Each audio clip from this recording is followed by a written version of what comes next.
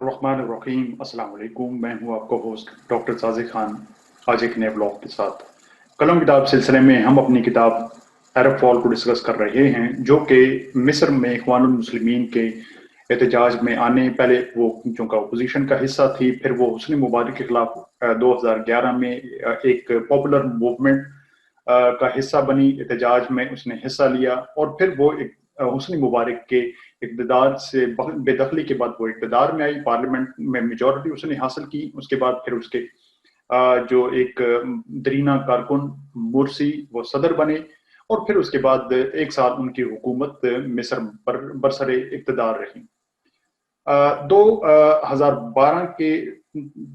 30 जून 2012 को सदर मुर्सी ने सदारती हल्फ उठाया और 2013 जुलाई को 3 जुलाई को उनकी हुकूमत को खत्म कर दिया गया। अब इस एक साल के दौरान सदर मुर्सी से या इख्वानुल मुस्लिमीन की मजमूई हुकूमत से वो कौन सी ऐसी गलतियां सरजद हुई, सियासी या फैसले उनसे हुए कि जिनकी बिना पर एक साल भी उनकी हुकूमत ना चल सकी और फौज दोबारा मार्शल लॉ लगाकर वो इक़्तिदार में आ गई। इन्हीं तमाम फैसलों का हम जायजा लेंगे, इन तमाम हालात वाक़यात का। हम चूंकि गुज़श्ता कई एक साथ में इन तमाम हालात वाक़यात से मैं आपको आगाह करता रहा। आज मैं फिर वो जो आखिरी चंद माह और आखिरी चंद बिलखुसूस वो चंद आखिरी अय्याम के जिनमें इख्वानुल मुस्लिमीन की हुकूमत ने वो फैसले किए कि जिनकी बिना पर उनकी हुकूमत रूबा ज़वाल हुई और फौज के लिए नागुज़ीर हो गया कि वो इक़्तिदार में आए और सदर मुर्सी को बरतरफ करे। नवंबर तक सूरत हाल ये थी 2012 में, चूंकि जुलाई के 30 जून को उन्होंने इक़्तिदार में उन्होंने हल्फ उठाया सदर मुर्सी ने सदारती। तो जुलाई, अगस्त और सितंबर, अक्टूबर, ये 4 माह में मुआशी सूरत हाल दगरगूं थी। फॉरेन पॉलिसी के उनके जो फैसले थे वो भी मुतनाज़ा थे, उनके जो हालात थे वो कशीदा चले जा रहे थे फौज के साथ, और जो दीगर ममालिक थे जो जिनके साथ मिस्र के जो ताल्लुकात हैं, सफारती ताल्लुकात, बिलखुसूस इसराइल और अमेरिका, वहां पर उन दोनों मुल्कों के साथ मामला जो थे वो भी कुछ खुशगवार नहीं थे। लेकिन चूंकि एक नई हुकूमत के होने के नाते फौज ये समझती थी कि ये ऐसे मामला जो हैं वो वक्त के साथ साथ इख्वान की हुकूमत की जो काबीना है या फिर सदर मुर्सी वो इन मामला पर अपनी सोच को बदलेंगे और अपने ताल्लुकात को बेहतर करने की कोशिश करेंगे। इस तरह मुआशी जो हालात थे वो भी ये बात समझ आने वाली थी कि चूंकि जो बदबनी रही थी और एक मुआशी एक सियासी अदम इस्तेहकाम का माहौल था, इसलिए बैरूनी सरमायाकारी रुक चुकी थी। जो ममालिक जो इमदाद देते रहे थे उन्होंने अपनी इमदाद रोक ली थी। तो ये इन मामलात की वजह से मुआशी जो हालात थे खराब होने की वजूहात वो भी समझ आने वाली थी। लेकिन जो मुल्क की अंदरूनी सूरत हाल थी, बदअमनी थी, बद थी, इसराफ था, या जो मुखालफिन की जो का एहतजाजी और रवैया था, या फौज के साथ जो एक कोऑर्डिनेशन दरकार थी सदर मुर्सी की, उसमें कोई पेशरफ्त नहीं हो पा रही थी। और यही वजह थी कि दिन ब दिन हालात आज के एपिसोड में जो जिन वाकयात को मैं आपसे जिक्र करूंगा और जिन वाकयात से आपको बाखबर करूंगा, इन्हें देखकर और समझकर ये बात हमें समझनी होगी कि किसी भी इनकलाबी नजरिया रखने वाली तंजीम जो बहुत मुनज़्ज़म हो, जिसके हजारों लाखों कारकुनान हो और वो मेहनत, इत्तेहाद और ऐसे तमाम जमहूरी उसूलों पर यकीन भी रखती हो, लेकिन अगर उनमें एक दूरअंदेश क़यादत ना हो, एक सियासी समझबूझ वाली क़यादत ना हो, मुदब्बर उसमें सियासतदान ना हो, तो ऐसी तंजीम भी बहुत कम अरसे में शिकस्त से दो चार हो सकती है या उसे ज़वाल आ सकता है। और ये अरब फॉल की ये किताब यही हमें दर्स देती है, या इख्वानुल मुस्लिमीन की एक साल बाद हुकूमत का गिरना ये इस बात की को मुनक्किस करती है कि जो भी इक़्तिदार में कोई क़यादत आए तो वो एक स्टेट्समैन की हो, वो ऐसी क़यादत हो कि जो सियासी समझबूझ रखती हो, वो तमाम जो रियासत के स्टेक होल्डर्स हैं उन्हें साथ लेकर चलने की उसमें काबिलियत हो, अंदरूनी बैरूनी जो मामलात हैं उन पर उन्हें दस्तरस हासिल हो, और वो डायलॉग पर ज्यादा यकीन रखती हो बजाय इसके कि वो जिद और हठधर्मी पर कायम रहे। सदर मुर्सी ने 21 नवंबर 2012 को एक ऐसा फैसला किया कि जो उनके ज़वाल की बुनियाद पड़ गया। 21 नवंबर 2012 को उन्होंने एक सदारती डायरेक्टिव जारी किया। अब इस डायरेक्टिव का मकसद क्या था, ये भी आपको बतलाता चलूं। लेकिन उस डायरेक्टिव में उन्होंने अपने आप को ऐसे इख्तियारात सौंप दिए कि जिन पर अदलिया या कोई भी दूसरे फोरम पर उनके फैसलों को कोई चैलेंज नहीं कर सकता था। इससे पहले वो 12 अगस्त को, क्योंकि वो जुलाई की इब्तिदा में इक़्तिदार में आए थे, 12 अगस्त को वो अपने आप को इंतजामी और कानूनी इख्तियारात दे चुके थे। लेकिन जो भी आइन मौजूद नहीं था, तो उन्होंने अपने आप को मजीद इख्तियारात और पावरफुल बनाने की सोची, और उन्होंने मजीद इख्तियारात अपने हाथ में ले लिए, और वो डायरेक्टिव जारी किया कि जिसके तहत वो कोई भी अगर फैसला करते तो इसे कोई भी कोई चैलेंज अदलिया में या किसी और फोरम पर नहीं कर सकता था। तो ये एक बाइंडिंग और एक फाइनल एक फैसला था। अब जब इसकी बाज़गुज़श्त अवाम में पड़ी, तो जो उनके सियासी मुखालफिन थे वो tahrir स्क्वायर में जमा हो गए, और फिर उसके बाद मुजाहरे शुरू हो गए। मुजाहरे होने के बाद फिर पुलिस और इनके साथ इनके जो सियासी मुखालफिन उनके दरमियान झड़पें शुरू हो गई। अब पुलिस जो थी वो मुसलसल एहतजाजी मुजाहिरीन से वो तंग आ चुकी थी, इसलिए उन्होंने भी कई मुकामात पर उन्होंने रिट्रीट करना शुरू कर दिया। तो एहतजाजी मुजाहिरीन की जो झड़पें थी वो फिर इख्वान मुस्लिमीन के साथ शुरू हो गई, उनके दफातर जलाना, उन पर तशद्दुद करना। तो इस सूरत हाल को देखते हुए फौज जो थी वो दोबारा टैंक और वो अपना जो इब्तदाई जो आर्टिलरी वगैरह लेकर वो वहाँ शहरों और कस्बों और मेन चौकों में वो गश्त करने लगी। यानी एक ऐसी बदअमनी की फजा कायम होगी इस फैसले से कि जिसका इख्तिताम दिखाई ना देता था। नवंबर के आखिर में, ये चूंकि 21 नवंबर को फैसला हुआ, 29 नवंबर को सदर मुर्सी ने फैसला किया कि जो आइन होगा उसे जल्द अज जल्द तकमील तक पहुंचाया जाए। अभी आइन की जो तश्कील होना बाकी थी, उन्होंने अपनी जो कि ये शूरा जो सेनेट थी और जो कौमी असेंबली थी, पार्लियामेंट, इन दोनों ईवानों के 100 मेंबरान ने मिलकर ये बनाना था। अब इसमें 40 मेंबर्स जो थे वो इलेक्टेड मेंबर्स होने थे, और 60 मेंबर्स जो थे वो नॉन इलेक्टेड होने थे। नॉन इलेक्टेड से मुराद वो आम जो शोबाजात जिंदगी से होने थे, जो ना असेंबली के मेंबर थे ना सेनेट के मेंबर। इख्वान मुस्लिमीन के इस रवैये की वजह से कि सदर मुर्सी जो थे वो एक अथॉरिटेरियन एक रवैया रखते थे, या वो फिर ऐसी उनका रवैया था कि जिसकी वजह से जो अकलीती ग्रुपों से या लिबरल क्लास से जो मेंबर्स ताल्लुक रखते थे, उन्होंने उस कमेटी का हिस्सा बनने से इनकार कर दिया। लेकिन जो इसमें चले हालात गुजरते गए, और दोनों जो इस इख्वान मुस्लिमीन की जो जमात थी और दूसरे जो सलफी जमात थी अल नूर पार्टी, इन्हीं मेंबर्स ने मिलकर फिर इस आइन की तैयारी शुरू कर दी। अब आइन का सुन लीजिए कि आइन जो था वो किस कदर मुतनाज़ बनता गया, क्योंकि ये जो कमेटी बनी ये सभी इस्लाम पसंदों पर मुश्तमिल थी। यानी कि वो मेंबर जो सिर्फ मजहब परस्त थे, उन्होंने क्योंकि तमाम लिबरल और दीगर जो तबका थे वो आइन साज कमेटी से निकाल दिए थे। तो अब इन्होंने जो आइन बनाया उसकी शक्ल सूरत कुछ पुराने आइन में ये था कि जो रियासती मजहब होगा वो इस्लाम होगा, और रियासती जो उसूलों की बुनियाद होगी, जो इंतजामी मामलात की बुनियाद होगी, वो शरीयत के बुनियादी जो माखज़ होंगे उन्हीं पर होगा। अब नए आइन के मुताबिक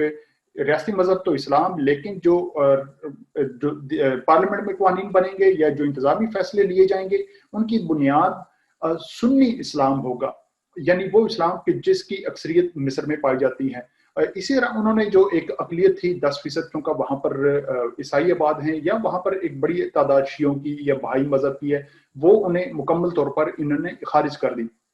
और इसी तरह इन्होंने एक ऐसी बुनियाद रियासत की रख दी कि जो ये इस्लाम में एक फिरके की बुनियाद हो सकती है, लेकिन वो मजमूई तौर पर इस्लाम की नुमाइंदगी नहीं करते। या आप इससे इख्तलाफ भी कर सकते हैं, लेकिन ये आइन की जो इसमें तरमीम की गई वो इस बुनियाद पर की गई। अब इससे ये पैगाम ये गया कि जो मुल्क में दीगर तबकात थे, जो सादाना सोच रखने वाले थे, लिबरल थे, यकीयत पसंद या दीगर जो तबकात थे जो स्टेटस को के मानने वाले थे, इन्होंने बिल्कुल उन्हें खारिज कर दिया। ये तो रही ये एक बात। अब दूसरी साइड पे इन्होंने फौज के लिए, आप देखिए कि फौज के लिए, क्योंकि ये इख्वान मुस्लिमीन ये समझती थी कि फौज के बगैर मुल्क में वो इक़्तिदार ज्यादा अरसे तक जमाए नहीं रख सकती। तो फौज के लिए जो उन्होंने आसानी रखी उसके मुताबिक جنگ کا اختیار دیا، فوج کو اس بات کا اختیار دیا کہ ان کی جو معاشی طاقت تھی، چونکہ فوج کی وہاں پر ملٹری کارپوریٹڈ ملٹری جو وہاں پر اکانومی ہے بہت بڑی ہے، مصر میں بھی، پاکستان کی طرف بھی، پاکستان میں شاید وہ کم ہو، لیکن مصر میں فوج کے جو اثاثہ جات ہیں یا ان کی معیشت پر کنٹرول ہے وہ زیادہ ہے. تو فوج کو اس بات کی آزادی دی گئی کہ وہ اپنی معاشی اثاثات یا معاشی جو فیصلے ہوں گے وہ آزادانہ طور پر خود کریں گے، انہیں خود معاشی خود کفالت کی اجازت ہوگی. اسی طرح جو نیشنل ڈیفنس کونسل بنی، جو ملکی جو خارجہ پالیسی یا دفاعی پالیسی کے جو اختیارات تھے ان کی کونسل بنی، اس میں 15 ممبرز کی کونسل ہونی تھی اور اس میں کم از کم 8 ممبرز فوج سے لیے جانے تھے. اس طرح ایک وزیر دفاع جو جمہوری ممالک میں وزیر دفاع بالعموم طور پر جمہوری ہوتا ہے، لیکن وہاں پر فوج کا نمائندہ لیا گیا کہ فوج کی طرف سے وزیر دفاع اسے تعینات کیا جائے گا. اسی طرح اس میں جو ملٹری کو اس بات کی بھی اجازت دی گئی کہ وہ اپنی عدالتیں قائم کرے، جوڈیشری جو تھی وہ ملٹری کے پلگ ہوگی، جس میں سویلین کسی کبھی عمل دخل نہیں ہوگا. اس کے علاوہ جو جنگ کا اختیار تھا وہ فوج کے پاس تھا کہ اگر کوئی ایسی نوبت آ گئی، اس ملک کے لیے ناگزیر ہو گئی، تو اس کا اختیار فوج کے پاس ہوگا. لیکن اگر گورنمنٹ سے اکثریتی فیصلہ لینا پڑے گا، اور پھر بھی یہ فوج کی جو ڈیفنس کونسل ہوگی وہ اس بات کی توثیق کرے گی کہ آیا جنگ شروع کی جائے یا نہ کی جائے. یہ اس وجہ سے کہ چونکہ مرسی کا یا اسرائیل کی جانب، تو فوج اس بات سے وہ خائف تھی کہ اگر کوئی ایسی صورتحال بنی کہ جنگ کا فیصلہ کیا جائے تو وہ فوج کرے، نہ کہ اقوام المسلمین کی حکومت کرے. تو یہ تمام جو تھے، اب یہ فوج کے لیے یہ الگ سے انہوں نے، یعنی اس میں یہ دیکھا جائے تو جو بھی آئین بنا اس میں فوج کو تو مکمل آزادی اور ان کی جو خواہشات تھی ان کا احترام کیا گیا، لیکن جو سویلین جو آبادی تھی اس میں انہوں نے صرف اپنی جماعت کے ماننے والے یا ان کے نظریات کو فالو کرنے والے ان کی خواہشات کا پاس رکھا. اب اس کے بعد دسمبر میں یہ فیصلہ ہوا کہ 15 دسمبر کو اس آئین پر جو صرف 2 دن میں مکمل ہوا تھا، آپ اس بات سے اندازہ لگا لیجئے کہ کس قدر سرعت اور جلد بازی میں آئین کو مکمل کیا گیا. اس کی وجہ یہی تھی کہ ملک کے دیگر جو زندگی کے شعبہ جات تھے ان سے کسی بھی طبقے سے عوام کو شامل نہیں کیا گیا. فقط وہی افراد جو اخوان مسلمین یا سلفسٹ جو جماعت تھی النور، وہی لوگ اس عمل میں شریک رہے. 15 دسمبر طے پایا کہ اس آئین پر ریفرنڈم ہوگا. اب لیکن ہوا یوں کہ 4 دسمبر کو ہی جب یہ آئین پیش ہوا، آئین مکمل ہوا اور عوام تک اس کی خبریں گئیں، تو 4 دسمبر کو مخالفین جو تھے، سیاسی مخالفین، وہ سڑکوں پر نکل آئے اور انہوں نے اس آئین کی مخالفت کرنا شروع کر دی. اور پھر وہی فتنہ فساد اور وہی مظاہرے اور جلسے جلوس ہونا، اور اس میں باہمی جو اس میں نفرت یا اس میں جو لڑائی جھگڑے، یہ سب شروع ہو گیا. اور ان مظاہروں کی وجہ سے سینکڑوں افراد زخمی ہوئے، 10 کے قریب افراد 4 دسمبر کو اس میں جاں بحق ہوئے. تو صدر مرسی یا اخوان المسلمین کے جو بھی فیصلہ جات تھے ان کے نتیجے میں انتشار، بدامنی اور جو بد انتظامی وہ بڑھتی چلی گئی. اور کسی نے بھی کوشش، صدر مرسی اس بات کو سمجھنے یا اس بات کا ادراک کرنے میں ناکام رہے کہ کسی طرح وہ اپنے جو ایک ہارمنی اور ایک باہمی یگانگت کی جو فضا تھی اسے قائم رکھ سکتے اور معاشرے کے دیگر طبقات کو بھی ساتھ لے کر چل سکتے. اب 5 دسمبر کو فوج نے ایک اسٹیٹمنٹ جاری کیا. چونکہ فوج مسلسل سڑکوں پر تھی، وہ اس بدامنی اور اس سے پریشان تھی، اور وہ اس بدامنی ہو کسی ملک میں تو اس کی سب سے پہلا جو اس کا اثر پڑتا ہے وہ ملکی معیشت پر پڑتا ہے. اور ملکی معیشت کے بغیر آپ اپنے ڈیفنس اخراجات یہ ملک کو چلانے کے روادار متحمل نہیں ہو سکتے. تو فوج نے ایک بیان جاری کیا کہ ملک کے جتنے اسٹیک ہولڈرز ہیں وہ نہیں چاہیے کہ وہ اپنے جو اس میں اختلافات ہیں وہ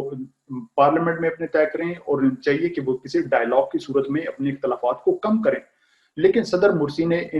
اس بات کو رد کیا یا اس بات کی طرف بالکل توجہ نہیں دی. اس کے بعد ہوا یوں کہ پھر 15 دسمبر کو ریفرنڈم ہوا. 15 دسمبر کو جب ریفرنڈم ہوا تو 25 دسمبر کو اس کے ریزلٹس اناؤنس کیے گئے. اب ریفرنڈم کا سنیے کہ ریفرنڈم میں جو عوام کی جو اس عمل کی انہوں نے حمایت کی یا مخالفت کی. रेफरेंडम के मुताबिक 64% लोगों ने इस रेफरेंडम के लिए हाँ की, लेकिन ये 64% लोगों के लिए कितने लोगों ने वोट किया? 52 मिलियन आबादी थी जो वोट दे सकती थी। 52 मिलियन यानी 5 करोड़ 20 लाख लोग वोट दे सकते थे। उसमें से सिर्फ 21% लोगों ने, यानी सिर्फ 1 करोड़ 10 लाख लोगों ने वोट दिया। अब आप देख सकते हैं रेफरेंडम आइन के लिए अगर वोट देंगे तो उस आइन की क्या हैसियत या उसकी क्या वो उसकी आप कैसे उसकी जो शिकें होंगी या उसको आप जर्नलाइज कर सकेंगे। 21% लोगों ने वोट दिया और इसमें से थे वो 58% लोगों ने कायरा में इसकी मुखालफत में वोट दिया। यानी जो एक ऐसा शहर जहां से इनकलाब की इब्तिदा हुई थी, उन्होंने पहले ही इस आइन को मुस्तरद कर दिया। अब ये अगर फैसला अगर एक दूर रस और एक दानिशमंदाना क़यादत होती इख्वान मुस्लिमीन की, तो वो इस बात को समझ पाती कि अवाम की बड़ी अक्सरियत ने इस आइन को मुस्तरद कर दिया और नए सिरे से उन्हें आइन बनाना चाहिए था या उन तमाम तबकात को शामिल करना चाहिए था कि जिनके तहफ़्फ़ुज़ात अभी तक बरकरार रहे। अब इसके बाद मुर्सी हुकूमत की एक बड़ी गलती ये हुई कि चूंकि ये जमहूरी हुकूमत थी, अब मीडिया आज़ाद था, तो मीडिया के जो वो तबका जो प्रो एस्टेब्लिशमेंट थे या उनके मुखालिफ थे, उन्होंने सदर मुर्सी के खिलाफ प्रोग्राम्स करना शुरू किए या उनके खिलाफ कॉलम्स लिखना शुरू किए। तो सदर मुर्सी की हुकूमत ने मीडिया के खिलाफ एक क्रैकडाउन का आगाज कर दिया और एक रिपोर्ट के मुताबिक 7 माह मुर्सी की हुकूमत के 7 माह में इसने 4 गुना ज्यादा जर्नलिस्ट कैदोबंद में पड़े कि जो हुस्न मुबारक की 30 साल हुकूमत में भी नहीं कैद हुए थे या गिरफ्तार नहीं हुए थे। तो आप इसे अंदाजा लगा सकते हैं कि जब आप नई हुकूमत हो और वो मीडिया पर अगर वो क्रैक डाउन करेगी तो फिर उसका जो रिएक्शन आना था वो यकीनी तौर पर वो उससे हुकूमत की जो छवि थी वो मुतासर होना थी और उसकी हमायत में कमी आने का कभी इम्कान था। अब इस सिलसिले में फिर ये हुआ कि चूंकि ये दिसंबर भी गुजर गया, 25 जनवरी को 2013 साल शुरू हुआ। 25 जनवरी को इनकलाब की दूसरी आप कह सकते हैं कि एनिवर्सरी आई, जो दूसरी उसकी सालगिरह थी वो आई। 25 जनवरी को जो एक बहुत बड़ा हुजूम तहरीर स्क्वायर में जमा हुआ, मुल्क के दीगर शहरों में भी वो हुजूम जमा हुआ। मुर्सी के वो सियासी मुखालफीन जो कि जो इस एहतजाजी तहरीक में शरीक रहे थे, लेकिन वो पार्लियामेंट का हिस्सा नहीं बन सकते थे। अब ये जब हुजूम जमा हुआ तो फिर उन्होंने एक मुतालबा करना शुरू किया कि मुर्सी जो है वो इब्तिदा छोड़ दें, इसलिए कि ना तो उन्होंने मुआशी जो सूरत-ए-हाल थी बेहतर करने में वो कामयाब रहे, फॉरेन पॉलिसी में भी खास खतर खा वो कारनामे सर अंजाम ना दे सके और जो अंदरूनी सूरत-ए-हाल थी वो उस बदअमनी में पर भी वो काबू ना पा सके। तो लोगों ने बहक ये वो उनका ये इख्तियार था, ये उनकी स्वाबदीद थी कि उन्होंने सदर मुर्सी से इस्तीफे की डिमांड करना शुरू कर दी। शहर शहर में मुजाहरे शुरू हो गए और फिर वही सूरत-ए-हाल के पुलिस जो थी वो उन्होंने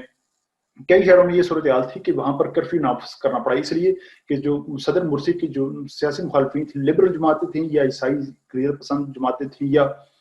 प्रो एस्टेब्लिशमेंट थी, उन्होंने इख्वान मुस्लिमीन के दफातर पर और उनके साथ मुजाहिरीन के साथ बाहम दस्तो गिरबां हो गए, जिसकी वजह से फौज को कई शहरों में कर्फ्यू नाफिज करना पड़ा। अब यहाँ पर सूरत-ए-हाल ये थी कि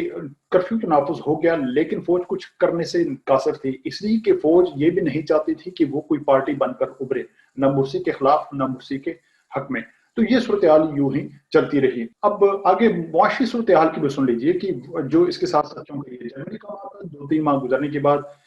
मुआशी सूरत-ए-हाल जब बिगड़ती चली गई, अब गैस पानी गैस बिजली की कीमतें बढ़ती चली जा रही थी, महंगाई बढ़ती चली जा रही थी और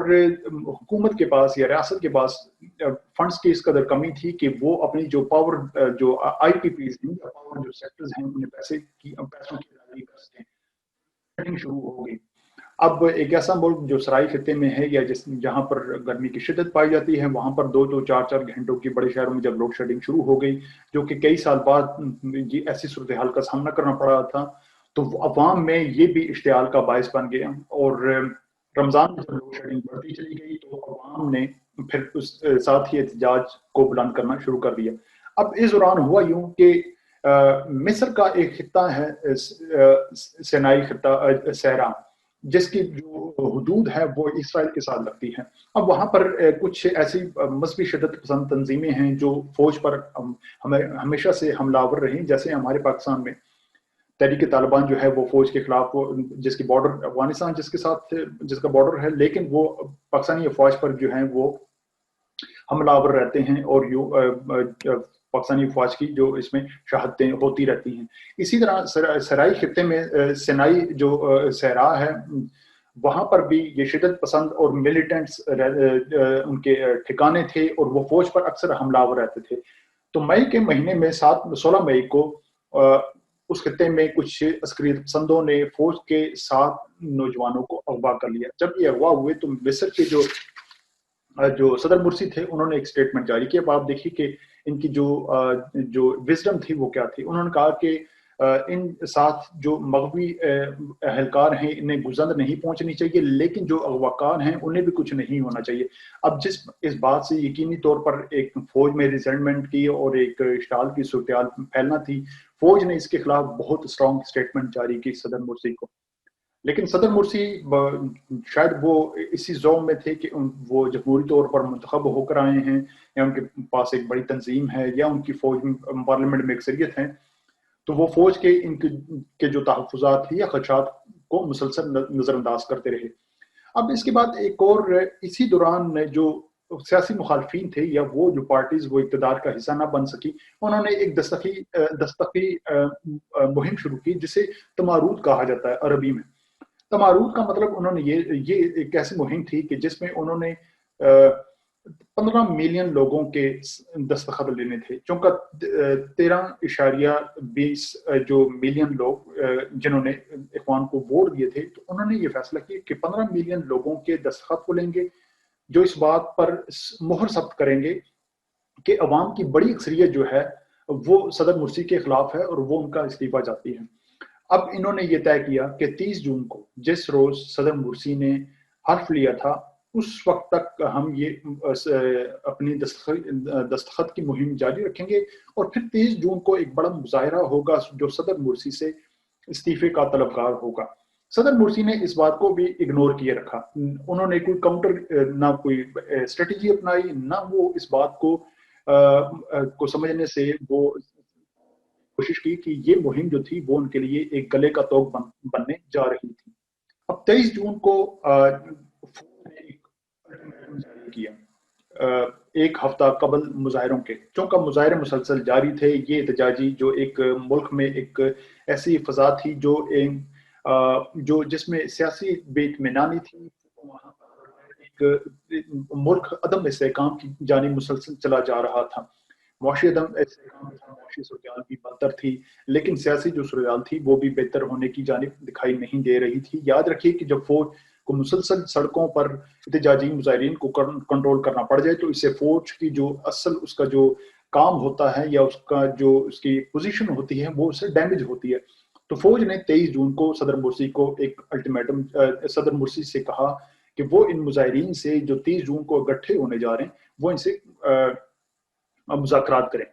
اور فوج نے اس سلسلے میں ایک الٹیمیٹم بھی جاری کیا کہ اگر اخوان مسلمین کی حکومت ان احتجاجی مظاہرین سے ڈائلاگ نہیں اختیار کرتی تو فوج کو مجبوراً جو ہے وہ اپنا آئینی کردار ادا کرنا پڑے گا۔ 30 جون کو جب مظاہرہ ہوا تو وہ کہا جاتا ہے کہ یہ مصر کی جدید تاریخ میں سب سے بڑا مظاہرہ تھا، اور اس مظاہرے نے مرسی حکومت کو حقیقی معنوں میں کچھ سوچنے پر مجبور کر دیا، اور یہ انتہائی بڑا ایک ازدحام تھا عوام کا، جنہوں نے صدر مرسی سے مستعفی ہونے کی بات کی، اور فوج بھی اس مظاہرین کا چونکہ اب احتجاجی مظاہرین کی جب ایک بڑی تعداد نکل آئے تو فوج اس سلسلے میں یہی کر سکتی کہ وہ حکومت سے کہے کہ وہ احتجاجی مظاہرین سے کو گفت و شنید کا سلسلہ کریں، ڈائلاگ بڑھائیں۔ لیکن دوسری جانب فوج بھی چاہتی تھی کہ صدر مرسی جو ہے وہ اختیار چھوڑ دیں، یا اپنی غلطیوں کو تسلیم کرتے ہوئے کچھ رد و بدل کریں۔ تو فوج نے اس سلسلے میں پھر 2 دن کا ٹائم دیا۔ 30 جون کو انہوں نے 2 دن کا ٹائم دیا کہ 48 گھنٹوں کا ٹائم دیتے ہیں حکومت کو کہ وہ احتجاجی مظاہرین سے ڈائلاگ کریں، وگرنہ وہ کوئی جو آئینی اقدام ہوگا یا جو اس کے مخالف ہوگا حکومت کے، وہ کرنے پر مجبور ہو جائیں گے۔ صدر مرسی نے اس پر بھی کوئی کان نہیں دھرا یا وہ حل و حجت سے کام لیتے رہے۔ تو 3 جولائی کو جب 48 گھنٹے گزر گئے اور صدر مرسی کچھ کرنے میں ناکام رہے، نہ انہوں نے استعفیٰ دیا، نہ انہوں نے جو احتجاجی مظاہرین تھے انہیں انگیج کیا، تو 3 جولائی کو پھر فوج جو تھی انہوں نے سب سے پہلے جو سرکاری میڈیا تھا اس پر کنٹرول حاصل کیا، اور پھر انہوں نے صدر مرسی کو اقتدار سے بے دخل کیا، مارشل لاء کا نفاذ کیا، اور یوں صدر مرسی کا 1 سالہ دور اقتدار ختم ہوا۔ صدر مرسی کے جو جماعت اخوان المسلمین، انہوں نے فوج کے اس اقدام کی مخالفت کی اور انہوں نے احتجاجی مظاہروں کا اعلان شروع کر دیا۔ یہ احتجاجی مظاہرے جو تھے وہ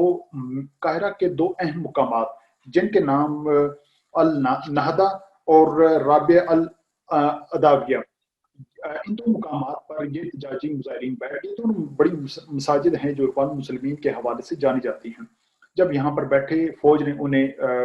ان سے بات کرنے کی کوشش کی اور انہیں کہا کہ وہ اپنے جو احتجاجی مظاہرہ ہیں وہ ختم کر دیں، تاکہ وہ فوج جو تھی وہ جو سیاسی عدم استحکام ہے اسے ختم کر سکے۔ تو جب انہوں نے ختم نہ کیا تو 15 اگست کو پھر وہاں پر 14 اگست 2013 کو وہاں پر ایک حلہ بول دیا فوج نے، اور پھر اس میں ہزاروں جو ہیں وہ اخوان المسلمین کے کارکنان کی شہادتیں ہوئی، اور اس میں جو اخوان المسلمین کی جو بڑی قیادت تھی، جو ٹاپ قیادت تھی، ان کے بچے بھی اور بھائی اور فیملی ممبرز بھی اس میں شہید ہوئے، جو ایک افسوسناک واقعہ اور جس کے بعد گزشتہ بڑے عرصے تک دیگر مسلم ممالک میں بھی گونجتی رہی یا انٹرنیشنل میڈیا میں بھی اس بات پر چلتی رہی۔ تو یہ حالات رہے۔ اب اس کے بعد اخوان المسلمین کو ایک دہشت گرد تنظیم قرار دیا گیا اور اس کی تمام قیادت کو جیلوں میں ڈال دیا گیا، اور اس میں سب سے افسوسناک پہلو یہ بھی ہے کہ 2019 میں ہی دوران قیادت صدر مرسی کی وفات ہو گئی۔ اب اس وقت اخوان المسلمین کی کیا اس کی اسٹریٹجی ہے، یا کیا وہ رسک پراسپیکٹ میں، یعنی کہ اگر وہ ماضی میں اپنے اقدامات کا جائزہ لے تو کیا انہیں اس بات کا اندازہ ہے کہ ان سے کیا غلطیاں اور کیا کوتاہیاں ہوتی رہی، چاہے وہ گورننس کی ہو، چاہے وہ سیاسی فیصلوں کی ہو یا پالیسیز کی ہو، تو کیا انہیں اس بات کا اندازہ ہے؟ تو یہ اس بات کی طرف اشارہ ہے کہ جب بھی میں اکثر اس بات کو تحریر میں بھی لاتا ہوں اور یہ بات بھی کرتا ہوں کہ عمران خان کو، جو پی ڈی ایم کی تحریک ہے یا کوئی بھی سیاسی جماعت ہو، جمہوری جو سیاسی جو پارٹی ہو اقتدار میں ہو، تو انہیں اپوزیشن کو لائٹ نہیں لینا چاہیے، اپوزیشن سے ڈائلاگ اختیار کرنا چاہیے، پارلیمنٹ کو فوقیت دینی چاہیے، اور فوج کو کسی معاملے میں سیاسی فیصلوں میں کبھی بھی انہیں جو ہے وہ اسے مداخلت کی اجازت نہیں دینی چاہیے، کیونکہ جب آپ راستہ کھول دیتے ہیں تو فوج کو پھر اس بات کا جواز مل جاتا ہے کہ وہ اپنا سیاسی کردار بڑھائے۔ یہی پاکستان کی جو سیاسی جماعت ہے اس کے لیے بھی یہی سبق ہے، اور اخوان مسلمین کا یہ جو سفر تھا، جو ایک بہت ساری امیدوں آسوں کے ساتھ شروع ہوا تھا، اس کا اختتام جو تھا وہ بہت ہی المناک رہا۔ تو انہی کلمات کے ساتھ اس کتاب کا اختتام، انشاءاللہ کل پھر آپ کے پاس ایک نئی کتاب کے ساتھ